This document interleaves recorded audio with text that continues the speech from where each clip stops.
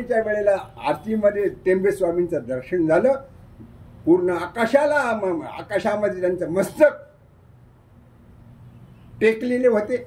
अखंड दत्त अवतारी, दत्तात्रय भगवंताचा अवतार, अत्रिवरद चिंतन श्रीपाद स्वामींचा अवतार म्हणजे वासुदेवानंद सरस्वती टेंबे स्वामी महाराजांनी दर्शन दिले. गुरुचरित्र अनुष्ठान मार्गशीर्ष पौर्णिमेच्या दिवशी, दत्तात्रय जयंतीच्या दिवशी 1965 साली टेंबे स्वामींचा सिद्ध संकल्प टाकळी डोकेश्वर क्षेत्रामध्ये दत्त मंदिर स्थापन होईल, मूर्ती स्थापना होईल असा सिद्ध संकल्प टेंबे स्वामींचा आज मितीला सत्य ठरलेला आहे. त्रिकाल बाधित सत्पुरुषांची वाणी सिद्ध संकल्प स्पष्टीकरण आज होत आहे. त्यानंतर 1967 साली वामन दत्तात्रय गुळवणी महाराजांच्या हस्ते टाकळी डोकेश्वर क्षेत्रातील दत्त मूर्तीची प्राण प्रतिष्ठापना वामन दत्तात्रय गुळवणी स्वामी महाराजांच्या हस्ते कृपा आशीर्वादाच्या हस्ते कृपादृष्टीतून मूर्ती प्राण प्रतिष्ठापना करण्यात आलेली आहे. सिद्ध संकल्प टेंबे स्वामींचा आणि सिद्ध महायोगी वामन दत्तात्रय गुळवणी महाराजांची कृपा आशीर्वाद. एवढंच नव्हे तर शेवटी ब्रह्मलीन गुळवणी महाराजांच्या हस्ते 15 मे 1967 साली मंगळवारी पौष वैशाख शुद्ध सप्तमी तिथीवर वामन दत्तात्रय गुळवणी स्वामी महाराजांच्या हस्ते दत्तमूर्तीची प्राण प्रतिष्ठापना टाकळी डोकेश्वर क्षेत्रामध्ये करण्यात आलेली आहे. दत्त मंदिर स्थापना, मूर्ती प्राण प्रतिष्ठापना, वेदमंत्र घोषामध्ये ब्रह्मवृंदांच्या सानिध्यामध्ये सिद्ध महायोगी पुरुषांच्या सिद्ध संकल्पाप्रमाणे करण्यात आलेली आहे. संपूर्ण विश्वाचा उद्धार करण्याचं सामर्थ्य गुळवणी महाराजांचं असल्यामुळे स्पर्श दीक्षा, मंत्र दीक्षा, योग दीक्षा, शांभवी दीक्षा,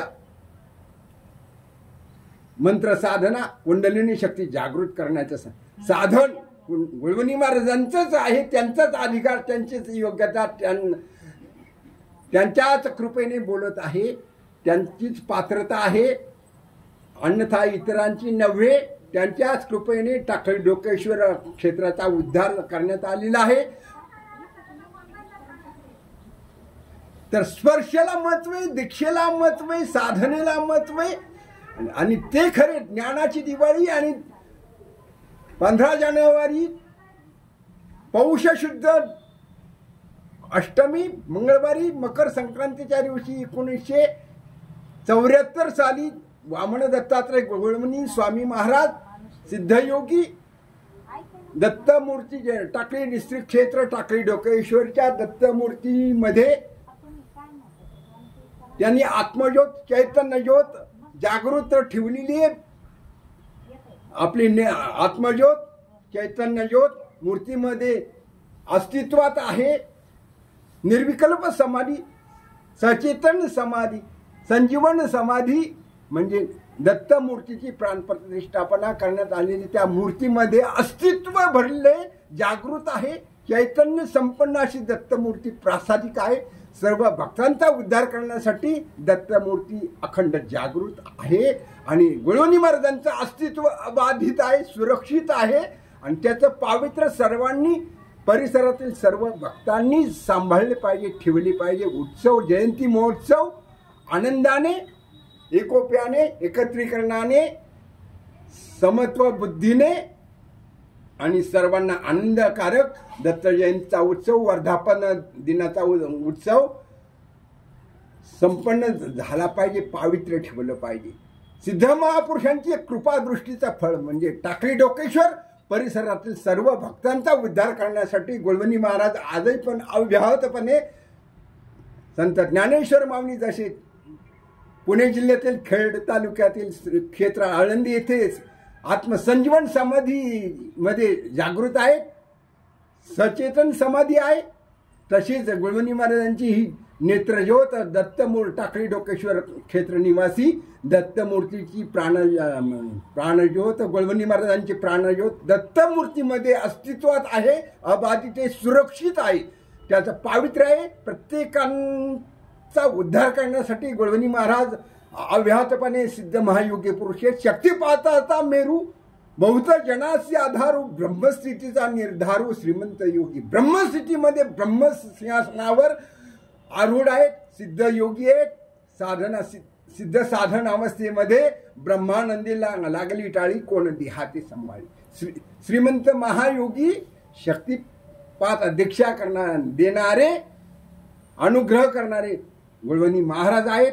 भक्तांचं कल्याण करण्यासाठी परिसरातील विश्वातील सर्व भक्तांचा साधक भक्तांचा उद्धार करण्यासाठी कृपाशीर्वाद देण्यासाठी मूर्तीमध्ये अस्तित्वात आजही पण प्रचितीचा अनुभव प्रत्येकाने घेण्यासारखं साधन आहे. दर्शन करावं, सहकार्य करावं, मंदिराचं पावित्र्य सांभाळावं आणि अनुभव घेतला पाहिजे. अनुभवी आलिया अंगात ते मी या जगात येतो असे त्यांनी अनुभव घेतलाय, भक्तजनांनी अनुभव घेतलाय. आपण सर्वांनी सुद्धा अनुभव घेतला पाहिजे. आणि ऐसा ज्याचा अनुभव विश्वदेव सत्यत्वे तया जवळी देव असे पापनाशे दर्शने भूती झाली समता. तुका म्हणे भेदाभेद गेले वाद खंडोनी. खंडन कशाचं करायचं? अज्ञानाचं खंडन करणारी सिद्ध महायुती, अज्ञानाचं खंडन करणारे आपले आई वडील, अज्ञानाचं खंडन करणारे आपले ऋषीमुनी साधू संत महात्मे असतात. आपण एक विचाराचा, एक तत्वाचा, एक निष्ठेचा ध्यास अंगी बांधून घेतला पाहिजे. खंडन कशाचं करावं? अज्ञानाचं. बाराखडी शिक्षण बाराखडीपासून असतं.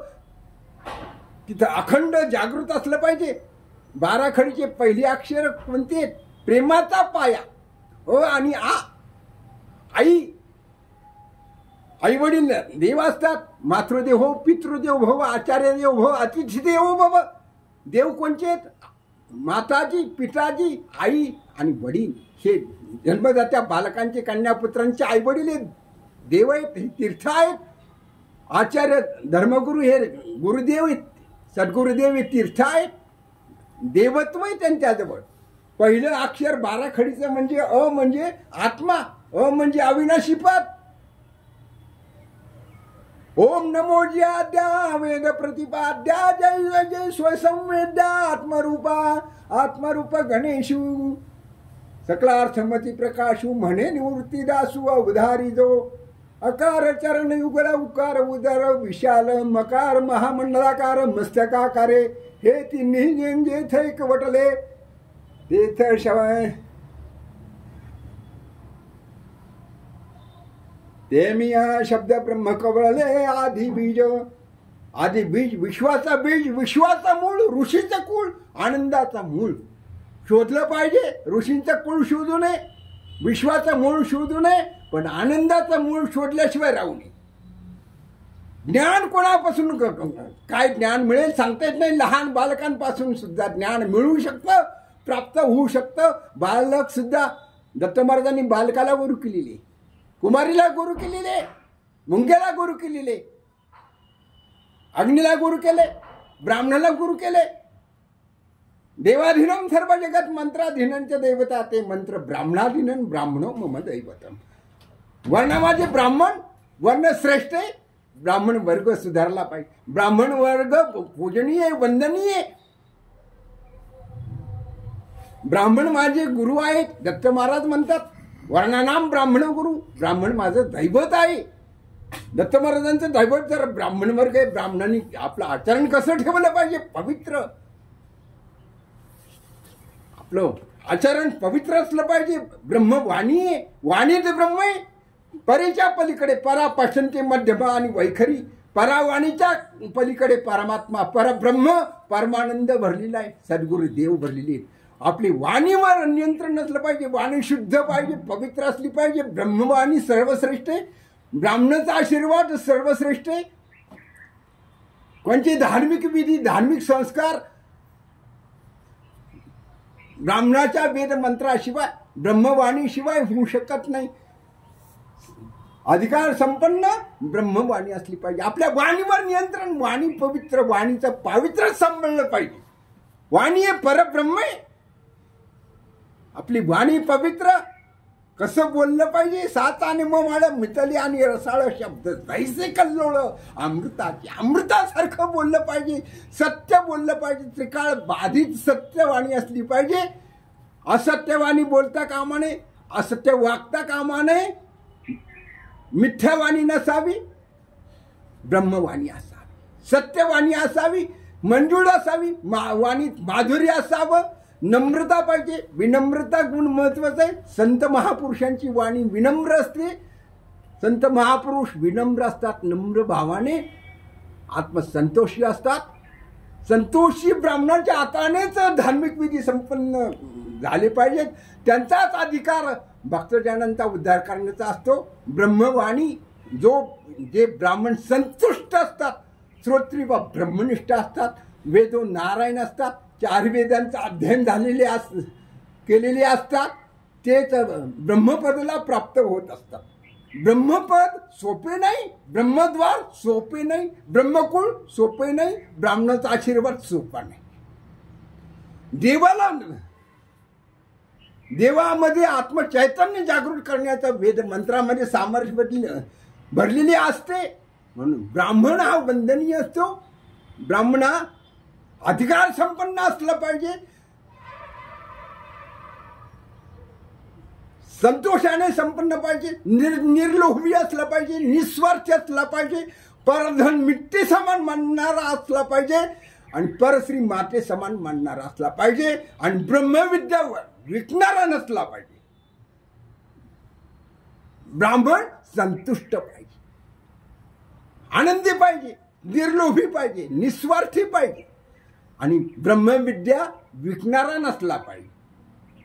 ब्रह्म जाणामी स ब्राह्मणा, ज्याने ब्रह्म जाणले, ओळखले, शोधले, ब्रह्मपदाला पात्र अधिकार संपन्न झाले, परब्रह्मापर्यंत जे गेले, ब्रह्मलोकी निवासी असलेले ब्राह्मणदेव, मृत्यू लोकामध्ये अवतीर्ण झालेले भूदेव, ब्राह्मणाचा आशीर्वाद घ्या. पण ब्रह्मज्ञ पाहिजे, ब्रह्मवेत्ते पाहिजे, श्रोत्री ब्रह्मनिष्ठ सद्गुरु देवांनाच शरण गेले पाहिजे.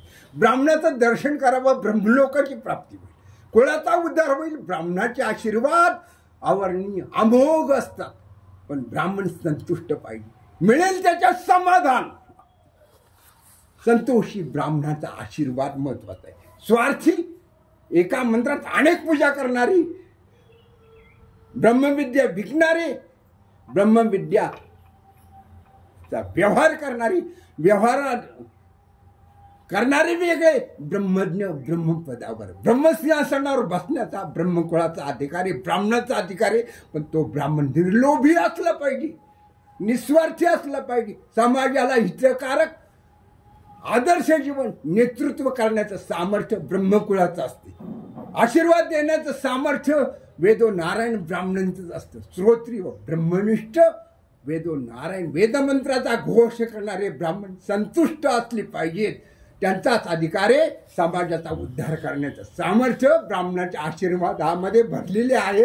ब्राह्मणा ब्रह्मज्ञ असला पाहिजे, तरच तो ब्रह्मलोकी ब्रह्मपदावर समाजाचं नेतृत्व करण्याचा अधिकार, योग्यता, पात्रता त्यांच्या अंगी बांधलेली असते. ब्रह्म भिकणारे नाही, ब्रह्म जाणणारे ब्राह्मण दुर्मिळ आहेत मृत्यू लोकांमध्ये.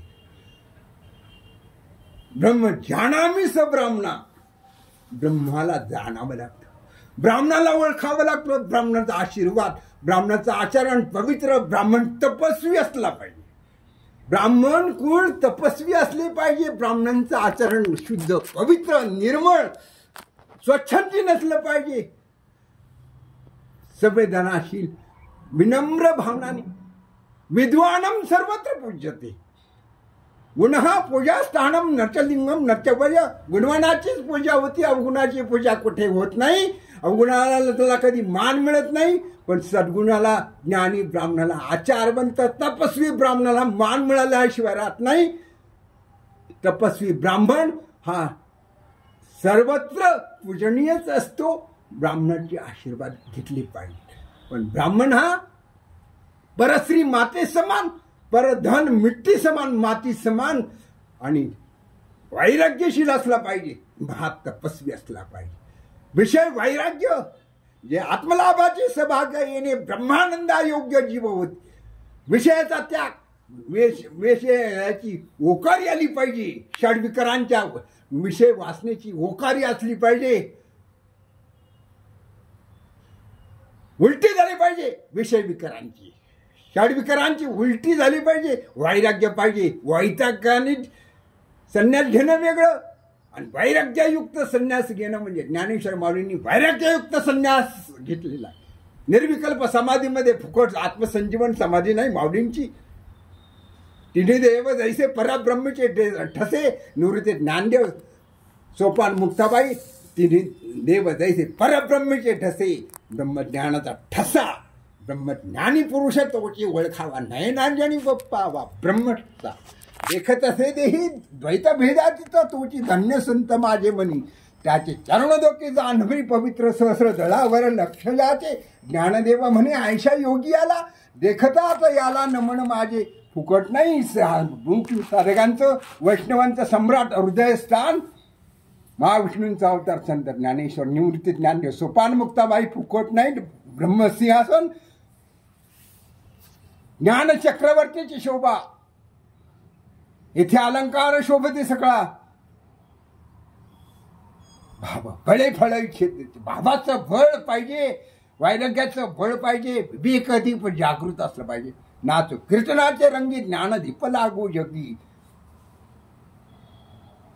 ज्ञानाच्या प्रभेसवी दयाची मती पावी तो हात धरण्याशिवाय परतत्वाचे परमतत्वाचा हात कोणी धरू शकत नाही. त्यासाठी ब्रह्मज्ञानी पुरुषांची कृपा दृष्टी, ब्रह्मज्ञानी पुरुषांचा कृपा आशीर्वाद प्राप्त करून घेणं हे मनुष्य जीवनाचं ती कर्तव्य आहे. पहिलं म्हणजे अहंकार केला पाहिजे. म्हणजे अनुभव केला पाहिजे. म्हणजे अविनाशी पदाची प्राप्ती करून घेतलं पाहिजे. बाराखडीचं पहिलं अक्षर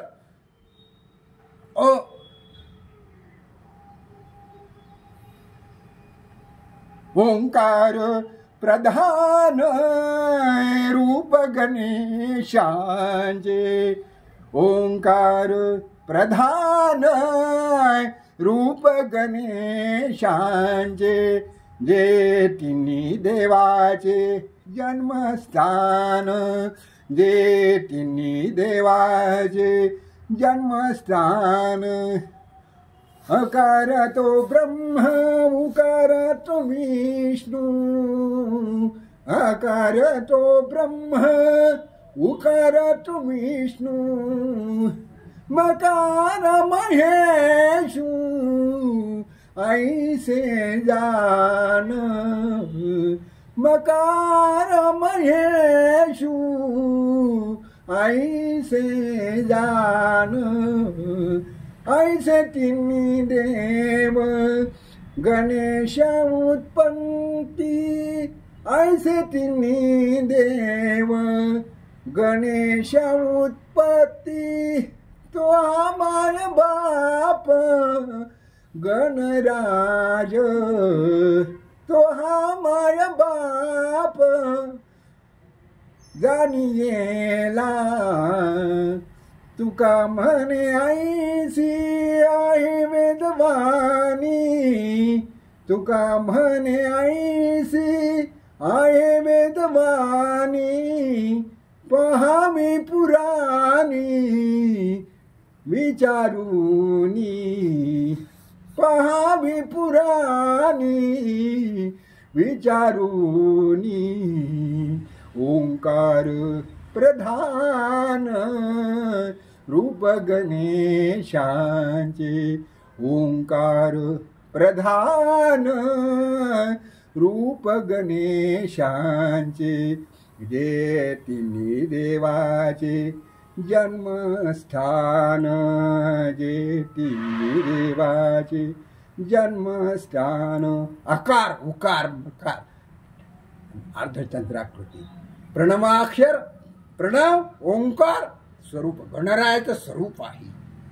दत्त महाराजांचं ब्रह्मा विष्णू महेश त्रिगुणात्मक त्रयमूर्ती दत्त आला, तिन्ही देवाचा होता. 3.5 मात्राचा ओंकार, 3.5 मात्राचा प्रणव अक्षर, एकाक्षर ब्रह्म. वाणी ब्रह्म आहे. वाणीच्या 4 अवस्था, 4 अवस्थे, 4 आश्रम, 4 धर्म, 4 आश्रम, 4 तत्व. ब्रह्मचर्य आश्रम, ग्रस्ताश्रम, वानप्रस्थाश्रम, संन्यासाश्रम. 4 वर्ण, ब्राह्मण, क्षत्रिय, वैश्य आणि शूद्र. 4 वर्ण, 4 वाणी, परा, पशंती, मध्यमा आणि वैखरी. 4 वाणी, 4 देह, स्थूल देह, सूक्ष्म देह, कारण देह, महाकारण देह. 4 देह, 4 अवस्था. गुरु ज्ञान देत असतात आणि सद्गुरु अवस्था संपन्न असतात. सद्गुरु आपली अवस्था निर्माण करीत असतात. सद्गुरु आपली अवस्था प्राप्त करून देत असतात. सद्गुरु कृपा दृष्टीमुळे, सद्गुरु कृपा आशीर्वादाने आपण परब्रह्म अवस्थेला, ब्रह्मज्ञानाची अवस्था, सिद्ध महायोग्यांची अवस्था, भक्ती मार्गात अवस्थेला महत्व आहे, योग साधनेमध्ये अवस्थेला महत्व आहे. घट्टा अवस्था, लय अवस्था, परिचय अवस्था, साधक अवस्था, सिद्ध अवस्था. सिद्ध महायोगी सिद्ध अवस्था संपन्न असतात, अधिकार संपन्न असतात. आपली अवस्था कोणती, ज्याचं त्यांनी तपासून पाहावे. निंदा कोणी कोणाची करू नये, आपले स्वतःचीच निंदा करावी. निंदा देवाची करू नये. कोणी कोणाची निंदा करण्याचा कोणालाच अधिकार दिलेला नाही. आपल्या दुष्कर्माची, आपल्या अवगुणाची निंदा आपण जर केली तर आपण शुद्ध होऊ शकेल, आपण शुद्ध होऊ शकू. दुसऱ्याची निंदा नालस्ती करून आपण मान सन्मानाचे अधिकारी होऊ शकणार नाही. म्हणून दुसऱ्याची निंदा करू नये, दुसऱ्याला दूषण देऊ नये, दुसऱ्यावर आरोप करू नये. आपल्या स्वतःच्या दुष्कर्माची, पापकर्माची, अज्ञानाची निंदा आपण जर केली, आपण निर्दोष होऊ शकू. निर्दोष होण्याचा मार्ग म्हणजे स्वतःची निंदा स्वतःच करावी.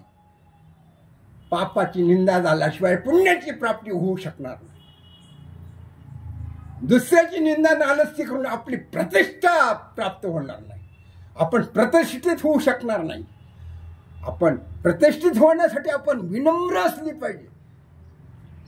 विद्वान, तपस्वी, सिद्ध महायोगी पुरुष विनम्र असतात. सिद्ध महायोगी पुरुष शक्तिपात दीक्षा देणारे, आई वडील कृपाळू असतात, मायाळू असतात, प्रेमळ असतात, दयाळू असतात. साधू संत महात्मे कृपाळू, दयाळू, मायाळू आणि विनम्र असतात. सद्गुरुपद विनम्रतेचं पद आहे. गुणः पूजा स्थानम नर्च लिंगम नर्च वय. गुणवानाची पूजा विनम्रतेने होते. ज्ञान संपन्न खरे ज्ञानी असतात, खरे ब्रह्मज्ञानी असतात, खरे विद्वान असतात. विनम्रता हे त्यांचं ज्ञानाचं भूषण आहे. विनम्रतेमध्ये मान सन्मान ऑटोमॅटिक मिळत असतो, शोधायची गरज नाही. पण जो मान सन्मानाची इच्छा करीत नाही तो विनम्र असतो. ज्याला मान सन्मानाची इच्छा असते तो वंदनीय होऊ शकत नाही, वंदनीय ठरू शकत नाही. ज्ञानी ब्राह्मण, तपस्वी ब्राह्मण विनम्र असतात. विनम्रतेमध्ये सर्व सुख भरलेले, खरा आनंद भरलेला आहे. ज्ञानाचं भूषण म्हणजे विनम्रता. नम्र झाले भूता, त्याने जिंकले आनंदाची अविनाशी पदाची प्राप्ती विनम्रतेने मिळू शकते. विनम्र जो असतो तो शांतीला प्राप्त होतो. शांती परते नव्हे सुख, एरा अवघेतीची दुःख म्हणून या शांती धरा, उतरा आलं पहिलं तिरा.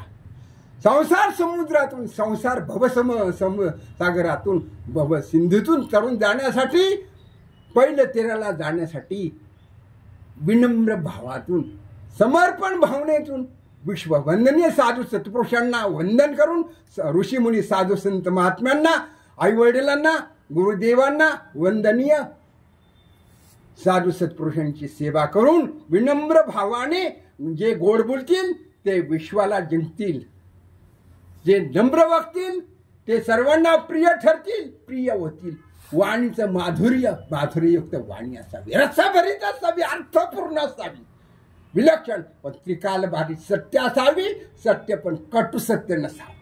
वाणीत माधुर्य, पावित्र्य, कारुण्य, दया, शांती, क्षमाशील वृत्ती ज्यांच्या अंगी असेल ते ब्राह्मण ठरू शकतात, ब्रह्मकुळामध्ये जन्म प्राप्त करून घेऊ शकतात.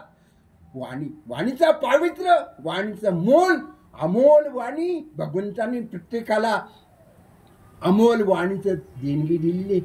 विचाराची देवाण करण्याचं सामर्थ्य वाणीमध्ये भरले, पण ती वाणी गोड असली पाहिजे, मधुर असली पाहिजे, प्रेमळ असली पाहिजे आणि हितकारक असली पाहिजे, सत्य असली पाहिजे. आजही सत्य, भूतकाळात सत्य, वर्तमान काळात सत्य, भविष्य काळात सत्यवाणी पण मधुर असली पाहिजे, हितकारक असली पाहिजे, दुसऱ्याला वर्मी लागणारी नसली पाहिजे. सर्वांच्या हिताची, आपल्या सर्वांच्या हिताची, सुखाची दयाळू वाणी, ब्रह्मवाणी महत्वाची. म्हणून ब्राह्मणाचे आशीर्वाद, ब्राह्मण संतुष्ट असला पाहिजे. आपल्या वाणीतून समाजाला समाधान मिळाले पाहिजे, आनंद मिळाला पाहिजे, अशी ब्रह्मवृंदांची वाणी पाहिजे. म्हणून ब्राह्मणाचे आशीर्वाद समाजाचं नेतृत्व करण्याचं सामर्थ्य ब्रह्मवृंदांचं, ब्रह्मकुळाचं आहे, ब्रह्मज्ञानी पुरुषांचं आहे. ब्रह्मज्ञानी पुरुष हा विनम्र असला पाहिजे, त्यागी असला पाहिजे, निर्लोभी असला पाहिजे, परस्त्री माते समान मानणारा असला पाहिजे आणि परधन, दुसऱ्याचं धन माती मोल किमतीचं मानलं पाहिजे. नीती धर्माचं आचरण करणारा पाहिजे, नैतिक धर्माचं आचरण करणारा पाहिजे. पवित्र कुळ, पवित्र चारित्र्य, पवित्र ज्ञान. ज्ञानेन सदृशम पवित्रमिह विद्यते तत् स्वयं योगसिद्ध कालीनात्मनी. त्रिकालदर्शी ज्ञानीपुरुष दुर्मिळी, ज्ञानीपुरुषांच्या कृपा आशीर्वाद दुर्मिळ असतात. आपल्या जीवाचा कुळाचा उद्धार झाल्याशिवाय राहणार नाही. म्हणून ब्राह्मणाचे आशीर्वाद, साधू महात्म्यांचे, सिद्धमहायोगी ऋषीमुनींचे कृपाशीर्वाद, समाजाचे आशीर्वाद, समाजाला हितकारक वाणीचा सदुपयोग, वाणीचं वरदान भगवंतांनी मानवासाठी वरदान उपहार दिलेला आहे. वाणीचं सामर्थ्य, वाणीने चांगलं बोललं पाहिजे, गोड बोललं पाहिजे, मधुर बोललं पाहिजे, दयाळू पाहिजे, अंतःकरणात दया, सर्वभूती दया, साधू म्हणावे आयुष्य, जग ब्रह्मरूप जाणं हेची साधूचे लक्षण. सर्वभूती समदृष्टी तोची साधू ही सृष्टी. एका जनार्दनी संत नित्य साधी आत्महित. एकनाथ शांती ब्रह्म एकनाथ महाराजांचा अभंग आहे. सर्वभूती दया, सर्वभूत मात्रात दया, शांती, क्षमाशील साधू संत ऋषीमुनी असतात. आईवडील क्षमाशील असतात. पुत्र कन्यापुत्र किती जरी चुका केल्या तरी कन्यापुत्रांवर दयेने, कारुण्याने, क्षमाशील अंतःकरणाने आईवडील कन्यापुत्रांना उदार मनाने क्षमा करीत असतात. कारुण्य दृष्टी असते, शांती दृष्टी असते. आपल्या कन्यापुत्रांचं कल्याण करण्याचं सामर्थ्य आईवडिलांच्या कृपा आशीर्वादामध्ये असतं. म्हणून आईवडिलांचा अपमान करता कामा नये. मान सन्मान सांभाळता आला पाहिजे. आईवडील हे तीर्थराज आहेत. सकल तीर्थाची ध्वरे जी का असती माता पितरी, तयावरून शरीरे लोण कीजे. आईवडिलांचे अनंत प्रकारचे उपकार असतात. आईवडिलांचा मान सन्मान केलाच पाहिजे. मान सन्मान नाही करता आला तरी कमीत कमी त्यांचा अपमान, त्यांची अवकृपा, त्यांना क्रोधित करता कामा नये, त्यांना तळतळ करायला लावता कामा नये. त्यांची सेवा करता नाही आली तरी पण त्यांचा अपहार, त्यांच्या स्वाभिमानाचा अपहार, त्यांचं अंतःकरण विदीर्ण करता कामा नये. त्यांना वर्मी बोलता कामा नये, त्यांना दुःख देता कामा नये.